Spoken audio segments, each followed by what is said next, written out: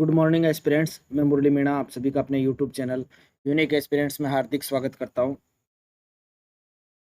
आने वाली सभी प्रतियोगी परीक्षाओं को ध्यान में रखते हुए हम भारतीय इतिहास में आधुनिक भारत वाला पोर्शन ले रखे हैं, जिसमें आज हमारा टॉपिक है अंग्रेजों की प्रमुख नीतियां, जिनमें न्याय व्यवस्था, कृषि से संबंधित स्थायी बंदोबस्त, रैयतवाड़ी, माहलवाड़ी, उद्योग सेक्टर, इनके बारे में अपन जानकारी करेंगे। अगर आप हमारे चैनल पर नए हैं तो चैनल को सब्सक्राइब कर लें और बेल आइकन को प्रेस कर लें ताकि आने वाले हर एक वीडियो का नोटिफिकेशन आपको मिलता रहे। अब बिना कोई देरी किए हुए अपनी क्लास को शुरू करते हैं। न्याय व्यवस्था। अंग्रेजों ने उस समय तक भारत में प्रचलित कानूनों को ही चलाया था। जिस समय अंग्रेज आए थे तो उन्होंने भारत में जो पहले से कानून चल रहे थे उन्हीं को शुरुआत में उन्होंने चलाया था। भारतीय परंपरा के अनुसार विवाह और उत्तराधिकार आदि से संबंधित कानून रीति रिवाज और धर्म शास्त्रों पर आधारित थे। भारतीय परंपरा ये थी कि विवाही और उत्तराधिकार से संबंधित जो कानून हुआ करते थे उस समय वो भारत के रीति रिवाजों पर और धर्म शास्त्रों पर आधारित माने जाते थे। इसके साथ साथ राजस्व और अपराधों से संबंधित मुकदमों का निर्णय शासक अथवा उसके द्वारा नियुक्त न्यायाधीश करते थे। पुराने समय में अंग्रेजों ने इस व्यवस्था में दखल देना उचित नहीं समझा। तो अंग्रेजों ने भी इस व्यवस्था के अंदर दखल देना उस समय स्टार्टिंग में उचित नहीं समझा, क्योंकि अगर वो इन सभी मामलों में दखल देने लगते तो भारतीय व्यक्ति उनका स्टार्टिंग में विरोध कर देते और वो नहीं चाहते थे कि उनके शासन को किसी प्रकार का लंबे समय तक विरोध झेलना पड़े। तो वो इन व्यवस्थाओं में इंटरफेयर करने से शुरुआत में बचते रहे। फिर उन्होंने 1774 में स्थापित सुप्रीम कोर्ट के अंग्रेज न्यायाधीशों ने कुछ समय तक अंग्रेजी कानून लागू करने का प्रयत्न किया, लेकिन इस कानून को ना तो कंपनी की सरकार ने पसंद किया और ना ही भारतीय जनता ने पसंद किया। स्टार्टिंग में सुप्रीम कोर्ट जो 1774 में जो था उसके कुछ न्यायाधीशों ने यहाँ पर अंग्रेजी कानून लाने का प्रयास किया, लागू करने की कोशिश की, लेकिन इस कानूनों को न तो कंपनी की सरकार ने पसंद किया और न ही भारतीय जनता ने पसंद किया स्टार्टिंग में। तो फिर 1781 ईस्वी के एक्ट के द्वारा अंग्रेजी कानून के प्रयोग को मात्र अंग्रेजों तक सीमित कर दिया गया, परंतु बदली हुई परिस्थितियों में भारतीय प्रजा के लिए सुनिश्चित कानूनों की आवश्यकता महसूस की गई। फिर 1781 में उन्होंने क्या किया कि जो अंग्रेजी कानून हुआ करते थे उनको सिर्फ अंग्रेजों तक ही सीमित कर दिया, लेकिन बाद में परिस्थितियां इस प्रकार की बनी तो उन लोगों को लगा कि भारतीय प्रजा के लिए भी कानूनों की आवश्यकता इस समय पड़ रही है। तो फिर उन्होंने भारतीय प्रजा के लिए भी कानूनों पर काम करना शुरू किया। 1793 में एक एक्ट बनाया गया जिसका नाम था Bengal regulation act. Bengal regulation act जिसके अनुसार न्यायाधीशों में भारतीयों के निजी और स्वामित्व अधिकारों के पक्ष में निर्णय होने लगे। अब इस एक्ट के थ्रू क्या किया गया कि न्यायाधीशों में भारतीयों के निजी और स्वामित्व अधिकारों के पक्ष में निर्णय होने लगे। इस रेगुलेशन एक्ट में पर्याप्त सीमा तक हिंदुओं और मुसलमानों के व्यक्तिगत कानूनों को सम्मिलित किया गया था। इस वजह से लोगों की जो प्रॉब्लम्स हुआ करती थी उनके डिसीजन होने लगे, क्योंकि इसमें हिंदू और मुसलमान दोनों कैटेगरीज के जो व्यक्ति कानून हुआ करते थे उस समय के लॉज उनको शामिल कर लिया गया था। तो रेगुलेशन एक्ट को अंग्रेजी और भारतीय भाषाओं में प्रकाशित किया गया। फिर इस रेगुलेशन एक्ट का प्रचार प्रसार किया गया और उनको अंग्रेजी और भारतीय भाषाओं में प्रकाशित किया गया ताकि ज्यादा से ज्यादा लोगों को इसके संबंध में अवेयर किया जा सके। पौराणिक प्रथाओं और शासक की अनुमति पर आधारित न्याय व्यवस्था के स्थान पर लिखित कानूनों और नियमों की न्याय व्यवस्था अस्तित्व में आ गई। फिर जैसे जैसे उसका प्रचार प्रसार होने लगा तो फिर जो पुराने जमाने की भारत में प्रथाएं थी, सामाजिक प्रथाएं थी और शासकों के द्वारा जो कानून उस समय चलाए जाते थे, उत्तराधिकार से संबंधित इस प्रकार के जो कानून हुए थे, विवाह संबंधित, उन सभी चीजों को का जो स्थान है अब लिखित कानूनों ने लेना और नियमों ने लेना शुरू कर दिया। भारतीय कानून व्यवस्था और न्याय प्रणाली को व्यवस्थित बनाने के लिए 1833 में भारतीय विधि आयोग का गठन किया गया और प्रत्येक जिले में न्यायालय स्थापित किए गए। तो अपन को ध्यान ये रखना है कि भारतीय विधि आयोग का गठन कब किया गया था? 1833 में। और इसके तहत क्या प्रोविजन किया गया था? प्रत्येक जिले में एक न्यायालय स्थापित करने का, ताकि भारतीय कानून व्यवस्था और न्याय प्रणाली को सुव्यवस्थित बनाया जा सके। फिर कानून बनाकर और न्यायालय स्थापित करके जो विधि का शासन अंग्रेजों ने प्रारंभ किया था वो भारतीयों के लिए एक नया अनुभव था। इस नवीन प्रभुसत्ता को भारतीय लोग कंपनी बहादुर कहते थे। तो ये नवीन जो प्रभुसत्ता, सोवरेंटी भारतीय लोगों पर रखी गई तो इसको कंपनी बहादुर के नाम से जाना जाने लगा। इस प्रकार अपन ने देखा है कि भारत की न्याय व्यवस्था में उन लोगों ने, कानून व्यवस्था में किस प्रकार से उन लोगों ने बदलाव किए, जो शुरुआती दौर में सिर्फ रीति रिवाजों और शासकों की इच्छा पर आधारित थी, उसको उन्होंने धीरे धीरे से लिखित कानूनों में बदल दिया और भारतीय लोगों ने भी उसको धीरे धीरे स्वीकार करना शुरू कर दिया। अब चलते हैं अपन आगे। तो इससे ब्रिटिश सरकार का बढ़ता नियंत्रण अपन देखते हैं कि भारतीय लोगों पर ब्रिटिश सरकार ने अपना नियंत्रण किस प्रकार से बढ़ाया, वो देखते हैं। इससे पूर्व की क्लास में अपन ने सभी एक्ट, जो रेगुलेशन एक्ट 1773 से लेकर 1935 तक के एक्ट अपन ने पढ़े थे। अगर आपने उनको नहीं पढ़ा हो तो पहले उनको पढ़ लें, ताकि इस क्लास को समझने में आपको आसानी रहेगी। 19वीं शताब्दी के पूर्वार्ध तक कंपनी का प्रभाव धीरे धीरे कम हो गया। 1813 ईस्वी में भारत के साथ व्यक्तिगत व्यापार करने का कंपनी का विशेषाधिकार प्रारंभ हो गया और भारतीय व्यापार सभी अंग्रेजों के लिए खोल दिया गया। तो 1813 का जो एक्ट था उसके तहत व्यक्तिगत व्यापार करने का विशेषाधिकार उनको मिल गया और उन लोगों ने, जो अंग्रेज हुआ करते थे उस समय, इस उन सभी के लिए भारतीय व्यापार के मार्ग जो है खोल दिए गए, ताकि उन सभी को व्यापार करने का और अपने लिए पैसे कमाने का, कंपनी के लिए लाभ कमाने का जो अवसर था वो बढ़ गए। फिर 1813 में के पश्चात भी चीन के साथ और चाय के व्यापार पर कंपनी का एक अधिकार कायम रखा गया था। 1813 के एक्ट के द्वारा चीन के साथ और चाय का व्यापार जो था वो कायम रखा गया था। इसके बाद में 1833 के चार्टर एक्ट ने कंपनी का व्यापारिक अधिकार और चीन और चाय के साथ जो व्यापार था उसको समाप्त कर दिया, क्योंकि इसका नुकसान कंपनी को हो रहा था। जो वहाँ की ब्रिटिश गवर्नमेंट थी, उनको पता चला जांच करने पर कि जो बड़े अधिकारी अंग्रेज लोग वो सिर्फ अपने लिए ही पैसे कमा रहे हैं, कंपनी को उसका नुकसान उठाना पड़ रहा है, तो उन्होंने उसकी जांच भी करवाई। फिर जाकर उन्होंने इन सभी एक्ट्स को, इस जो 1833 वाला एक्ट के जो प्रोविजन थे उनको रद्द कर दिया 1833 में, और भारत जो कंपनी का व्यापारिक एक अधिकार था उसको भी समाप्त कर दिया, और चाय और चीन के साथ जो व्यापार करने की छूट इनको 1813 से मिली हुई थी उसको भी समाप्त कर दिया। ब्रिटिश सरकार भारत पर अपने नियंत्रण को बढ़ाना चाहती थी, इसलिए ब्रिटिश भारत के प्रशासनिक ढांचे का केंद्रीकरण किया गया, क्योंकि वो चाहते थे कि भारत पर प्रशासनिक नियंत्रण को बढ़ाया जाए। उन लोगों ने क्या करना शुरू कर दिया कि भारतीय जो प्रशासनिक ढांचा है उसको केंद्रीकृत किया जाए, जो पहले विकेंद्रीकृत स्थिति में था उसको केंद्रीकृत करने पर इन लोगों ने जोर दिया। 1833 के चार्टर एक्ट ने भारत के ब्रिटिश प्रदेशों के सैनिक और असैनिक प्रशासन के सभी अधिकार गवर्नर जनरल और उसकी परिषद काउंसिल को सौंप दिए गए। अब 1833 के चार्टर एक्ट में इन लोगों ने क्या किया, एकीकरण करने के लिए, केंद्रीकरण करने के लिए, ब्रिटिश भारत के जो ब्रिटिश प्रदेशों के सैनिक और असैनिक प्रशासन थे उन सभी के जो राइट्स थे उन्होंने गवर्नर जनरल को सौंप दिए और उसकी परिषद को सौंप दिए, ताकि वही लोग इसको पूरी तरह से कंट्रोल करने का प्रयास कर सके। इस केंद्रीय प्रशासन प्रणाली के कारण ब्रिटिश भारत के प्रशासन प्रणाली पर गवर्नर जनरल और उसकी परिषद का पूर्ण आधिपत्य स्थापित हो गया। तो इस प्रकार से इन लोगों की जो मंशा थी केंद्रीकरण करने की, प्रशासनिक केंद्रीकरण की, वो पूरी हो गई 1833 के एक्ट के द्वारा, क्योंकि ब्रिटिश प्रशासन जो है, ब्रिटिश प्रशासक जो है उन्होंने भारत के प्रशासन की जो पूरी प्रणाली थी उस पर गवर्नर जनरल और उसकी परिषद के माध्यम से आधिपत्य स्थापित कर लिया था। अब अंग्रेजों की आर्थिक नीतियां क्या रही, जिनका नुकसान भारतीय व्यक्तियों को उठाना पड़ा, उनके बारे में अपन जानते हैं, क्योंकि सबसे ज्यादा इंपॉर्टेंट जो है उनकी आर्थिक प्रणाली है।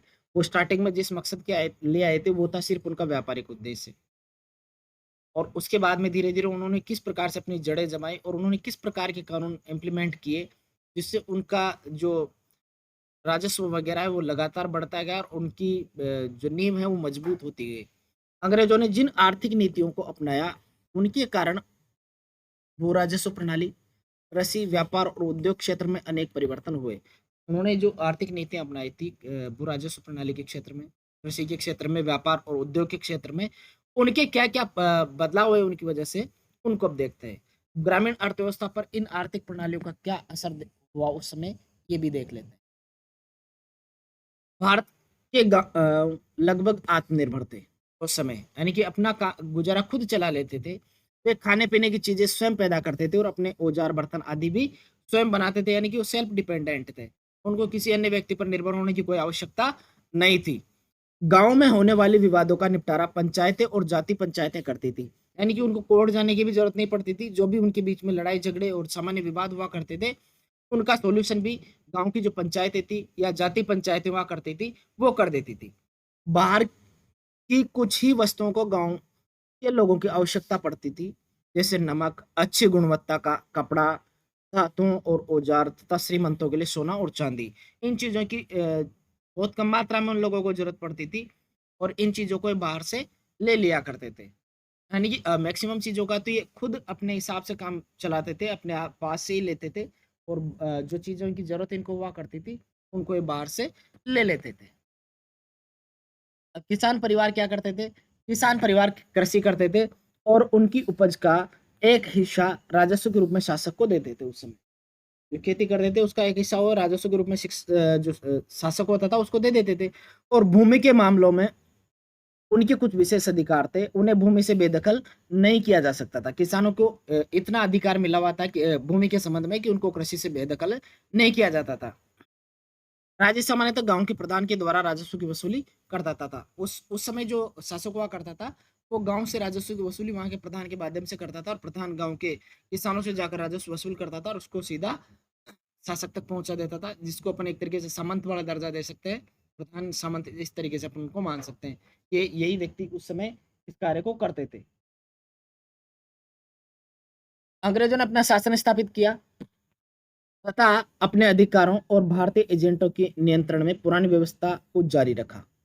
अंग्रेजों ने अपना अधिकार तो स्थापित कर लिया और भारतीय एजेंट जो उस समय दलाली का काम करते थे, मैं तो सीधे तौर पर दलाली बोलूंगा उन लोगों को, क्योंकि उन्हीं दलालों की वजह से भारत पर इन अंग्रेजों का इतना मजबूत नियंत्रण हो पाया था और भारतीय लोगों की फूट का फायदा उन लोगों ने उठाया था। तो भारतीय एजेंटों के नियंत्रण में पुरानी व्यवस्था को इन्होंने जारी रखा। अफसर किसानों को प्रताड़ित करने लगे, जिसके कारण कंपनी की बड़ी बदनामी हुई, परिणाम स्वरूप से अपनी नीति बदलनी पड़ी। तो जो कंपनी ने स्टार्टिंग में किया कि भारतीय एजेंटों को ले लिया उन्होंने और पुरानी व्यवस्था को उन्होंने जारी रखने का प्रयास किया। तो ये व्यक्ति भारतीय एजेंट क्या करते थे? किसानों को प्रताड़ित करने लगे, इसलिए कंपनी की बदनामी होने लगी और फिर इन लोगों को अपनी नीति वापस से बदलनी पड़ी, क्योंकि अगर आप किसी के साथ अत्याचार करेंगे तो एक निश्चित हद के बाद में वो उसका विरोध करने लगेंगे। ऐसा ही इनके साथ हुआ। राजस्व अधिकारियों, पुलिस और न्यायिक अधिकारियों जैसे बाहरी लोगों के व्यापक हस्तक्षेप का दौर अब आरंभ हो गया, क्योंकि राजस्व अधिकारी भी अंग्रेजों द्वारा नियुक्त होते थे, पुलिस और न्यायिक अधिकारी भी अंग्रेजों के नियुक्त हुआ करते थे। इन लोगों का हस्तक्षेप लगातार बढ़ता गया, तो इससे लोगों को, आमजन को परेशानियां होना शुरू हो गया। अब ग्राम पंचायत की जो सत्ता थी, जो पहले ग्राम पंचायत कार्य करती थी, अब उसकी सत्ता समाप्त हो गई। राजस्व निश्चित रकम के रूप में वसूल किया जाने लगा, जो पहले निश्चित रकम के रूप में नहीं था, बल्कि वो एक निर्धारित स्थिति के अनुसार आकलन करके ग्रामीण जो या शासक उसको निर्धारित करता था कि आपको 1/10 या 2/3, 1/3 इस प्रकार से जो राजस्व देना है वो देते रहेंगे आप। लेकिन अब क्या कर दिया, निश्चित रकम वसूल करने लगे अंग्रेज, भले ही उत्पादन कुछ भी क्यों ना हो, भले अकाल पड़ जाए, लेकिन उन लोगों को तो सिर्फ और सिर्फ अपना राजस्व चाहिए था, वो कैसे भी करके उसको वसूल करते थे। अब राजस्व वसूली मुद्रा के रूप में होने लगी, जो पहले अनाज के रूप में होती थी अब वो मुद्रा के रूप में होने लगी।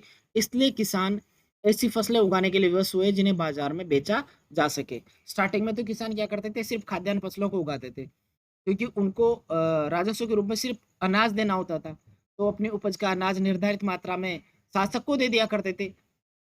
लेकिन जब इन लोगों ने राजस्व की वसूली मुद्रा के रूप में करना शुरू की अंग्रेजों ने, तो फिर उनके सामने समस्या खड़ी हो गई कि अब अपन को भी ऐसी नकदी फसलें उगानी पड़ेंगी जो बाजार में बेची जा सके। तो उसका अ, उन्होंने इस पर काम करना शुरू किया। अब गांव में कपड़े और अन्य उत्पादित वस्तुएं पहुंचने लगी, तो स्थानीय दस्तकारों के धंधे भी संकट में आ गए। अब ये जो इंग्लैंड में उस समय औद्योगिक क्रांति का दौर चल रहा था, तो वहीं से सस्ते माल को लाकर कपड़ों के जो आइटम्स बनते थे कपड़े वगैरह, उन सभी को उन्होंने भारतीय मार्केट में उतार दिया, गाँव के अंदर उतार दिया। तो जो गाँव के जो सामान्य व्यक्ति थे, जो कुटीर उद्योग चलाते थे, उनके उद्योग धंधे संकट में आ गए। इन सब कारणों से गाँव की आत्मनिर्भरता अब समाप्त हो गई, क्योंकि एक जो अपन हैंडमेड बनाते हैं उसमें ज़्यादा पैसा खर्च हो रहा था और उससे कम मात्रा में अंग्रेज लोग भारतीय लोगों को पंगु बनाने के लिए, भारतीय उद्योगों का विनिष्ट करने के लिए कम मात्रा में कम पैसों में उन चीज़ों को बेचने लगे। तो भारतीय लोग भी क्या करने लगे, उन चीज़ों को सीधे रेडीमेड को खरीदने लगे, तो दिक्कत खड़ी होने लगी, क्योंकि जो भारतीय लोग बनाते थे वो मार्केट में बिकता नहीं था और अगर वो बेचना भी चाहते थे तो उसको ज़्यादा पैसों में बेचना पड़ता था और ज़्यादा पैसों की चीज़ को अगर अपन अभी किसी भी दुकान पर जाते हैं, सामान्य से साबुन भी खरीदना हो, अपन को टॉप क्वालिटी का साबुन अगर मान लो 50 रुपये मिल रहा है और सामान्य क्वालिटी का साबुन अगर 10 रुपये में मिल रहा है, तो अपन कौन सा खरीद कर लाएंगे? ये भारतीय लोग बहुत अच्छे तरीके से समझते हैं और आज भी यही करते हैं। इनको क्वालिटी क्वांटिटी से कुछ मतलब नहीं है, सिर्फ पैसा बचना चाहिए। और उसी स्थिति का इन लोगों ने फायदा उठा लिया कि भारतीय लोग कंजूस प्रवृत्ति के होते हैं, पैसे कम खर्च करते हैं, तो उसी की वजह से इन लोगों ने इस प्रकार से भारतीय कुटीर उद्योगों को नुकसान पहुंचाना शुरू कर दिया। अब नई भूमि व्यवस्था क्या लागू की गई, अब ये देखते हैं। ब्रिटिश क्षेत्रों के विस्तार के साथ साथ भू राजस्व वसूली की राशि भी बढ़ती गई। भू राजस्व कंपनी की आय का सबसे बड़ा स्रोत हो गया। तो पहले ज्यादा आय का साधन नहीं था, अब भू राजस्व क्या हो गया? कंपनी की आय का सबसे बड़ा स्रोत हो गया। इस आय का एक बड़ा हिस्सा कंपनी सरकार को भेंट के रूप में देती थी। 1767 में कंपनी को प्रत्येक वर्ष 4 लाख पौंड ब्रिटिश सरकार के खजाने में जमा करने पड़ते थे। 1767 से कंपनी को प्रत्येक वर्ष 4 लाख पौंड ब्रिटिश सरकार के खजाने में भू राजस्व के द्वारा और अन्य माध्यमों के द्वारा जमा करने पड़ते थे। तो ये कंपनी के लिए भी काफी मुनाफे का सौदा हो गया। भूमि व्यवस्था, नई भूमि जो व्यवस्था हुई वो। गवर्नर जनरल वॉरेन हेस्टिंग्स ने 1772 में बंगाल में द्वैध शासन व्यवस्था को समाप्त कर फार्मिंग सिस्टम, जिसको इजारेदारी प्रथा था, उसका प्रारंभ कर भू राजस्व की वसूली के लिए शुरू कर दिया। वॉरेन हेस्टिंग्स ने 1772 में बंगाल में द्वैध शासन को समाप्त कर दिया और उसके स्थान पर इजारेदारी प्रथा उसने भू राजस्व वसूली के लिए लागू कर दी। फार्मिंग सिस्टम के अंतर्गत कंपनी किसी क्षेत्र या जिले के भू क्षेत्र से राजस्व वसूली की जिम्मेदारी उसे सौंपती थी जो सबसे अधिक बोली लगाता था। अब ये सबसे बड़ी दिक्कत ये हो गई कि इस फार्मिंग सिस्टम का उन्होंने किसके लिए अधिकार दे दिया? जो भी उस क्षेत्र में राजस्व वसूली की सबसे ऊंची बोली लगाएगा, उसी व्यक्ति को अधिकार मिल गए। अब जो व्यक्ति ज्यादा बोली लगाएगा, तो वो अगर अपने लिए पैसा नहीं बचाएगा, तो फिर क्या खाएगा? तो ये लोग क्या करते थे, जो ज्यादा बोली लगा लेते थे और फिर उसकी वसूली वो किसानों से करते थे। किसानों से ज्यादा मात्रा में उनको राजस्व इकट्ठा करना पड़ेगा। अब ज्यादा राजस्व इकट्ठा करेंगे तभी तो खुद के लिए बचा पाएंगे और निर्धारित हिस्सा ब्रिटिश सरकार को दे पाएंगे।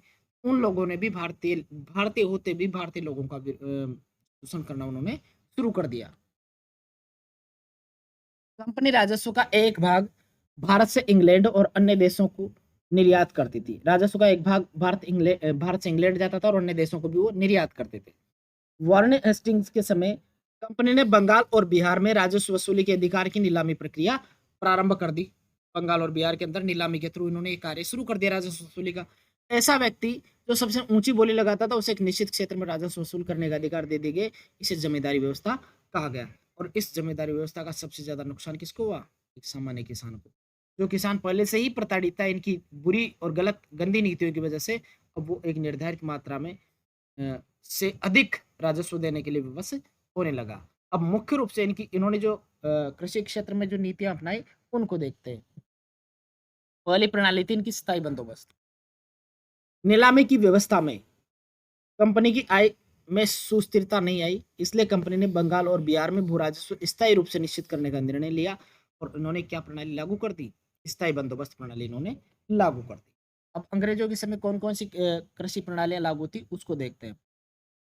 ब्रिटिश कालीन भू राजस्व व्यवस्था, ये सबसे इंपॉर्टेंट है और इसके इफेक्ट्स को ही अपन को ध्यान में रखना है। इन्हीं में से क्वेश्चन सबसे ज्यादा पूछे जाता है। इनकी प्रणालियां थी स्थायी बंदोबस्त या जमींदारी व्यवस्था, दूसरी थी रेतवाड़ी और तीसरी थी महालवाड़ी। अब स्थायी बंदोबस्त को अपन पहले देखते हैं, एक एक को देखेंगे। स्थायी बंदोबस्त या जमींदारी व्यवस्था, इसको लॉर्ड कॉर्नवालिस ने 1793 में लागू किया था। नंबर 1 ध्यान रखना है, स्थायी बंदोबस्त किसने लागू किया? लॉर्ड कॉर्नवालिस ने। और ये किस क्षेत्र में लागू हुआ इसको देखते हैं। तो स्थायी बंदोबस्त जो है बंगाल, बिहार, उड़ीसा, उत्तर प्रदेश, बनारस और उत्तरी कर्नाटक, इन क्षेत्रों में लागू किया गया। बंगाल, बिहार, उड़ीसा, उत्तर प्रदेश, बनारस और उत्तरी कर्नाटक, यानी कि समस्त अंग्रेजी भारत का जो उस समय अंग्रेजों का राज था, उस एरिया के टोटल 19% में स्थायी बंदोबस्त को लागू किया गया था। भारत के ओवरऑल क्षेत्रफल के 19% क्षेत्र में इसको लागू किया गया था। भूमि अधिग्रहण का जो अधिकार था वो सदैव के लिए जमींदार को दे दिया गया था। स्थायी बंदोबस्त के अंदर सारी पावर किसको मिली थी? जमींदार को मिल गई। अब ब्रिटिश सरकार को राजस्व देने की जिम्मेदारी सिर्फ और सिर्फ जमींदार की हो गई थी।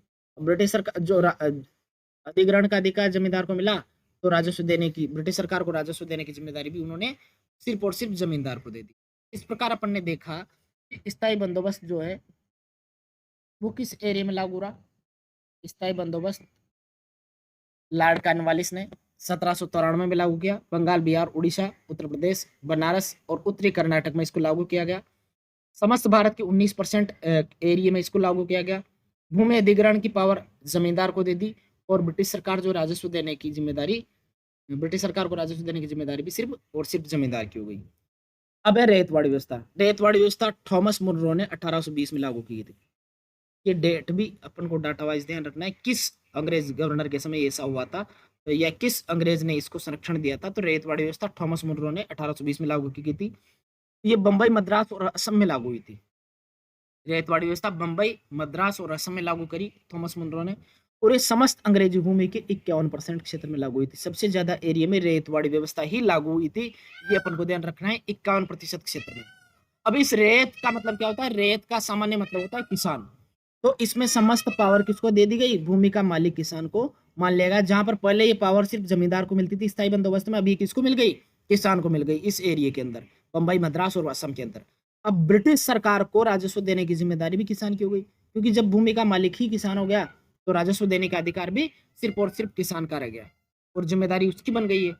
अब कर की दर क्या थी इस रेतवाड़ी के अंदर? एक कर की दर 33% से 55% के बीच में इन्होंने रख दी। अब आप भी सोच कर देखिए, अगर किसान अपने उत्पादन का 33% से 55% तक सिर्फ राजस्व के रूप में देगा तो अपने परिवार को किस प्रकार से चलाएगा, उसका भरण पोषण कैसे करेगा? तो इस प्रकार की स्थितियां इन लोगों ने अपने सामने पैदा करी थी।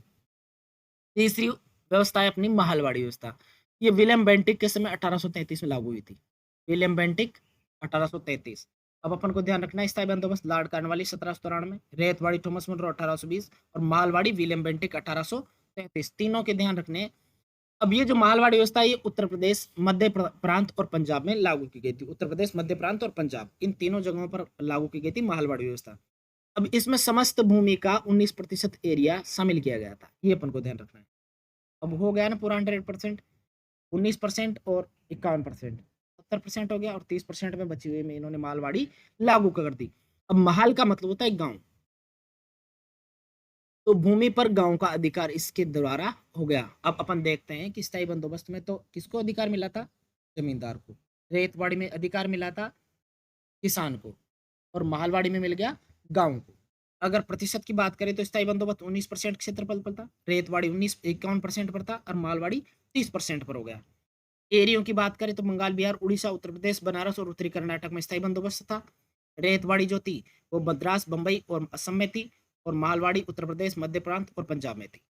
अब ब्रिटिश सरकार को राजस्व देने की जिम्मेदारी गांव के मुखिया की हो गई, क्योंकि महल का मतलब होता है गांव का मुखिया एक तरीके से देखा जाए। तो गांव को ये पावर मिली थी तो समस्त जिम्मेदारी भी गांव के मुखिया की होगी। अब कर की दर 60% तक इसके द्वारा कर दी गई। 60% तक अगर आप कर वसूल करेंगे तो फिर लोगों के ऊपर इसका क्या असर पड़ेगा, ये भी एक समझने वाली बात। अब इन तीनों प्रणालियों का सम्मिलित प्रभाव क्या रहा, ये देखते हैं। तो इनका प्रभाव ये पड़ा है कि पारंपरिक अर्थव्यवस्था का विघटन होना शुरू होगा, क्योंकि बहुत ज्यादा मात्रा में लगान राजस्व वसूल किया जाता था। अब कृषकों की दरिद्रता दूसरा हो गया प्रभाव।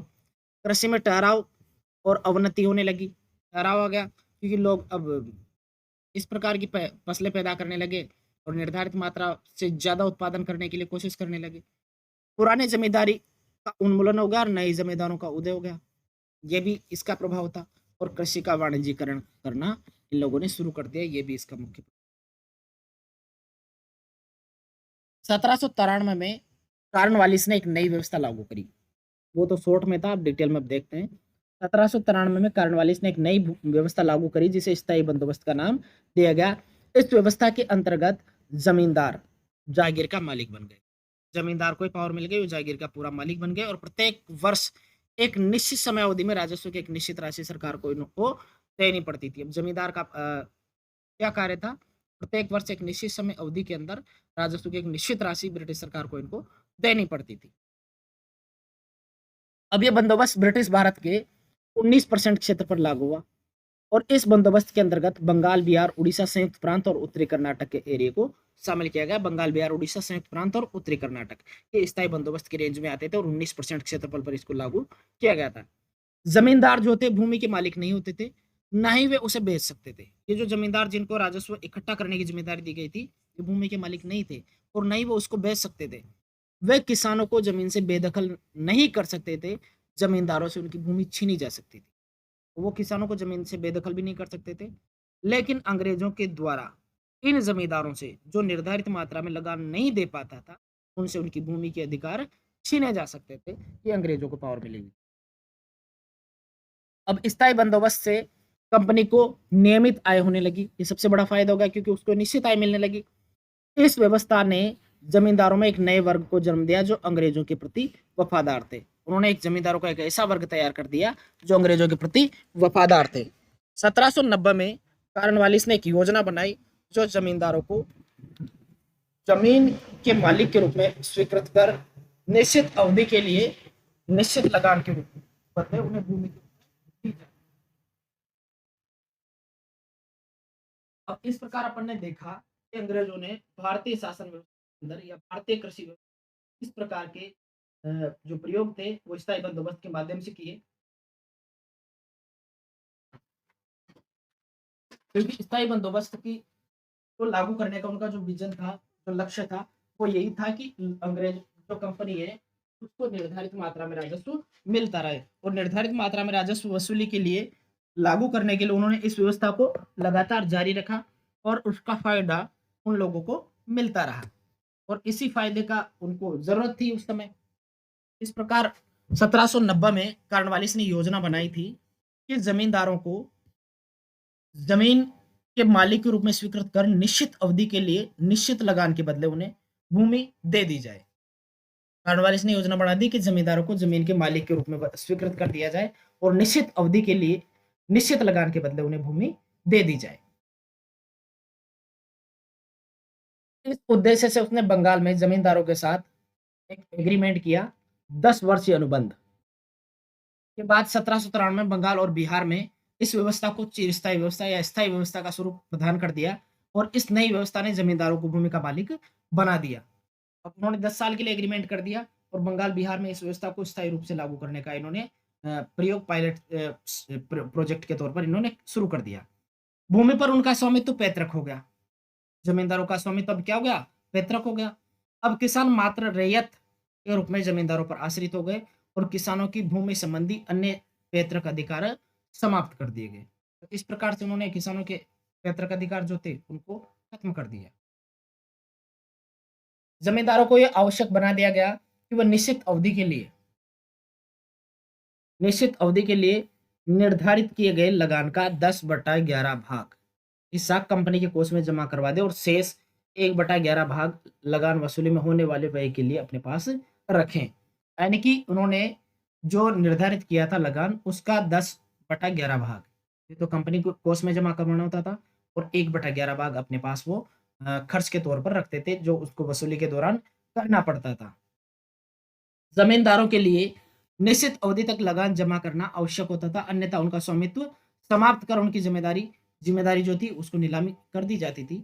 जमींदार को प्रत्येक स्थिति में फसल की पैदावार अच्छी हो या नहीं हो निश्चित समय तक लगान वसूल कर कंपनी के कोष में जमा करना पड़ता था। ये उसको जरूरी था, अगर वो नहीं कर पाता था तो फिर उसको उसकी जो जिम्मेदारी अधिकार थे उससे बेदखल कर दिया जाता था। 1799 में उन्हें अधिकार दिया गया कि वह लगान नहीं देने वाले किसानों को भूमि से बेदखल कर सकते हैं तथा उनकी संपत्ति जब्त कर सकते हैं। फिर 1799 में इसमें संशोधन कर दिया है कि जो किसान लगान नहीं देता है उसको उसकी जमीन से बेदखल कर दिया जाए और उनकी संपत्ति को जब्त कर लिया जाए। फसल का उत्पादन नहीं होने पर किसान लगान नहीं दे पाते थे। ऐसी स्थिति में उस समय अत्यधिक संख्या में किसानों को बेदखल कर दिया गया और इस प्रकार भूमिहीन खेतिहर मजदूरों की संख्या बढ़ती गई और इस कारण से गाँव में आज भी इनकी आबादी अत्यधिक है। तो लोग वहां से पलायन कर गए और फिर उन्होंने क्या कर दी, खेती करना बंद कर दिया, क्योंकि जब ज्यादा मात्रा में लगान वसूल करने लगे और उत्पादन कम होता था तो लगान नहीं दे पाते थे तो फिर उनसे उनकी जमीनें छीन ली जाती थी और इसका नुकसान क्या हुआ, फिर उन्होंने खेती करना बंद कर दिया। कुछ समय पश्चात स्थायी बंदोबस्त से सरकार की अपेक्षा जमींदारों को अधिक लाभ होने लगा, क्योंकि सरकार को तो एक निर्धारित राशि मिलती थी और जमींदार ज्यादा लगान वसूल करते थे, तो ज्यादा फायदा किसको हुआ? जमींदारों को हुआ। तो इस व्यवस्था के दुष्प्रभाव उनके सामने आ गए, अंग्रेजों के सामने, क्योंकि उन्होंने तो ये सोचा था कि अपनी जो कंपनी की आय है वो निर्धारित मात्रा में बढ़ती रहेगी, लेकिन वो एक स्थायी रूप में हो गई। तो इस प्रकार अपन ने देखा स्थायी बंदोबस्त के बारे में काफी विस्तार से। अब चलते हैं अपनी दूसरी जो कृषि प्रणाली थी, वो थी रैयतवाड़ी। ये कैप्टन रीड और थॉमस मुनरो ने वास्तविक किसानों से बंदोबस्त करने का सुझाव दिया, जिसे रैयतवाड़ी कहा गया। इन्होंने फिर दूसरा प्रयोग ये करके देखा कि अपन ने जमींदारों के साथ फिर काम करके देख लिया, अब ऐसा करते हैं अपन किसानों के साथ ही सीधे तौर पर काम करते हैं, किसानों से ही सीधे लगान वसूली का कार्य करते हैं। तो इस व्यवस्था में सरकार ने जमीन और रेत किसानों को दे दी। जमीन अर्थात रेत का जो पावर था वो किसानों को दे दिया, और ये व्यवस्था बंबई, मद्रास और असम में इन्होंने लागू कर दी। तो रेतवाड़ी व्यवस्था बंबई, मद्रास और असम में लागू हुई थी, इसका अपन को ध्यान रखना है। तो इस व्यवस्था के अंतर्गत ब्रिटिश भारत का 51% क्षेत्र को शामिल कर लिया गया। स्थायी बंदोबस्त के अंदर 19% को था, और इसमें 51% को शामिल इन्होंने किया भारतीय क्षेत्रफल के।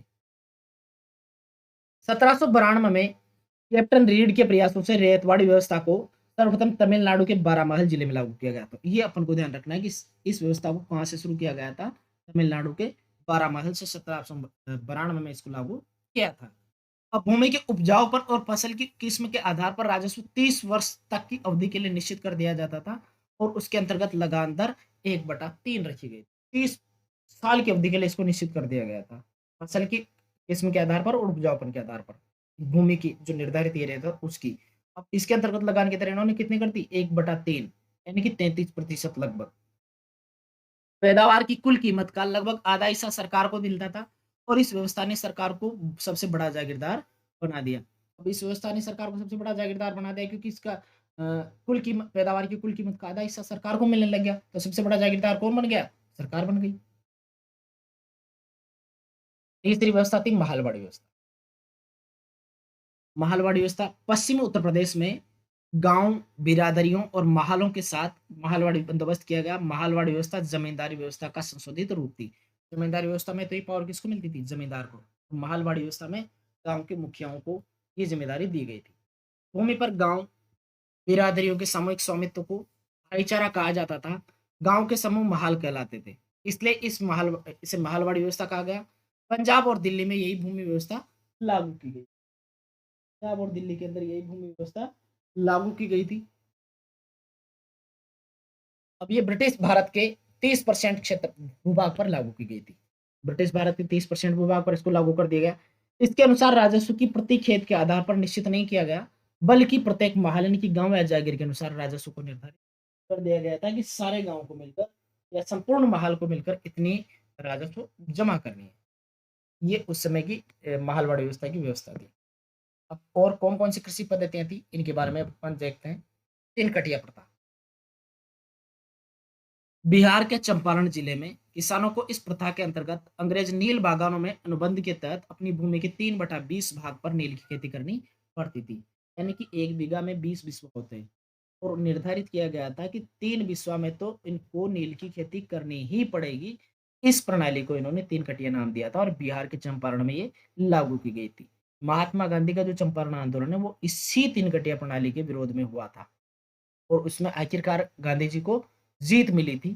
तो ये इसके बारे में विस्तार में अपन जब महात्मा गांधी पढ़ेंगे उस समय देखेंगे। दूसरा होता है दुबलाहाली प्रथा। इस प्रथा के अनुसार दुबलाहाली प्रथा के अंतर्गत भूदास अपनी संपत्ति एवं स्वयं का संरक्षक अपने मालिकों को मानते थे, और ये प्रथा सूरत में प्रचलित। दुबलाहाली प्रथा सूरत में।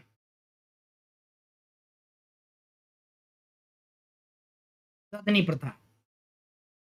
इस प्रथा के अंतर्गत ब्रिटिश व्यापारी भारतीय उत्पादकों, कारीगरों, शिल्पियों आदि को निर्मित माल प्राप्त करने के लिए अग्रिम अथवा पेशगी के रूप में धन देते थे। इस प्रथा को इन्होंने ददनी प्रथा नाम दिया। ये ब्रिटिश व्यापारी जो होते थे भारतीय उत्पादकों, कारीगरों, शिल्पों आदि को माल निर्मित करने के लिए अग्रिम या पेशगी के रूप में धन देते थे, ताकि उस माल को वो स्वयं खरीद सके। तो ददनी प्रथा इन्होंने नाम दिया। एक होती थी कमियोटी प्रथा। कमियोटी प्रथा, इस प्रथा के अंतर्गत कृषि दास के रूप में खेती करने वाली कमिया जाति, अपने मालिकों से मिले ऋण के ब्याज के बदले जीवन पर्यंत उनकी सेवा करते थे। ये प्रथा बिहार, उड़ीसा में प्रचलित थी। तो अपन से सीधे-सीधे क्वेश्चन पूछे जा सकते हैं कि कम्युनिटी प्रथा कहाँ प्रचलित? बिहार और उड़ीसा में। अभी महलवाड़ी व्यवस्था है, इसलिए महलवाड़ी पद्धति के नाम से इसको जाना जाता था, महलवाड़ी एरिया को। समस्त महाल ग्राम सम्मिलित रूप से राजस्व चुकाने के लिए उत्तरदायी थे। इस व्यवस्था का श्रेय जो है होल्ट मैकेन्जी को जाता है। महलवाड़ी व्यवस्था के को अच्छे तरीके से लागू करने का जो श्रेय है वो होल्ट मैकेन्जी को दिया जाता है। गाँव के प्रधान ब्रिटिश जिलाधिकारी के अंतर्गत हो गए। निश्चित समय में सरकार को राजस्व अदा करने के लिए कानून के कारण अनेक छोटे भूस्वामी अपनी संपत्ति को गिरवी रखने या उससे बेदखल होने पर विवश हुए और इससे लगान की दर परिवर्तनशील रही। इस व्यवस्था में क्या दिक्कत हो गई? जो भूस्वामी थे उनको अपनी संपत्ति गिरवी रखने और बेदखल होने तक का मौका आ गया क्योंकि इसकी दर परिवर्तनीय थी।